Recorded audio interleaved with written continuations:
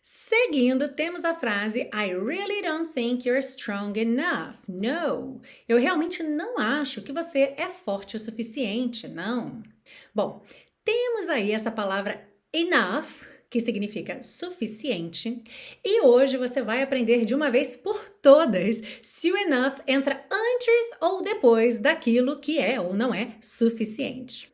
Quando a gente usa o enough relativo a coisas que são suficientes, essas coisas são substantivos, ok? Pessoas, dinheiro, comida.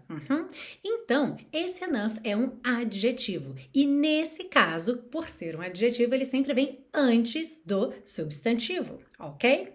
Sabendo disso, vamos imaginar que você quer fazer um bolo e a receita diz que são necessários 3 ovos, mas você só tem 2. Então você vai dizer: nós não temos ovos suficientes. How would you say that in English?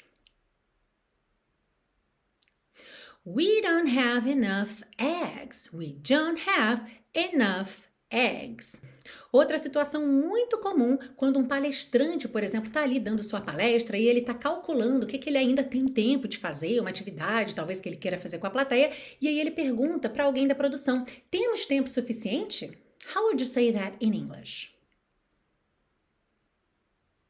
Do we have enough time? Do we have enough time? All right? Mas existe também a possibilidade de usarmos esse enough, suficiente, como advérbio para falar da frequência ou da intensidade de atividades ou características. Por exemplo, se algo é bom o suficiente, se uma casa é grande o suficiente, ou então se eu me exercito o suficiente, se eu estudo o suficiente, ok? Nesses casos, enough é um advérbio e ele vai vir depois daquela ação ou daquela característica. Sabendo disso, como é que você diria ele não se exercita o suficiente? Ele não se exercita, aqui nós temos uma ação, ok? Se exercitar o suficiente.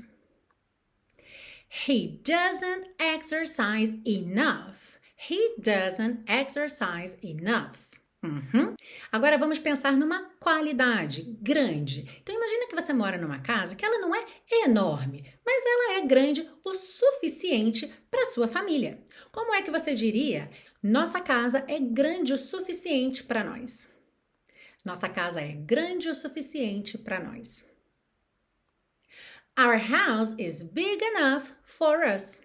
Our house is big enough for us. Então, recapitulando, se estamos falando de quantidade de coisas, substantivo, o enough é adjetivo e vem antes das coisas que são ou não são suficientes. Já se estivermos falando da intensidade, da frequência, ou seja, se o enough estiver relacionado a características, qualidades ou então ações, ele virá depois dessas qualidades ou ações que são ou não são suficientes. E qual é a dica de ouro para você internalizar essas regrinhas? Pegue essas frases como modelo e faça várias outras frases com pequenas modificações, ok? Não precisa se arriscar muito. Por exemplo, he doesn't exercise enough.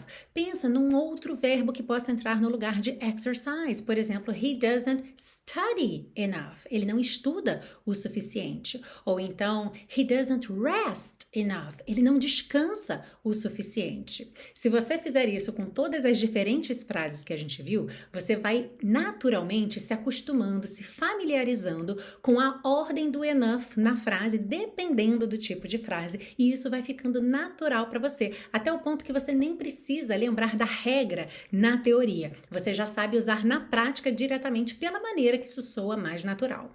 I really don't think you're strong enough, no.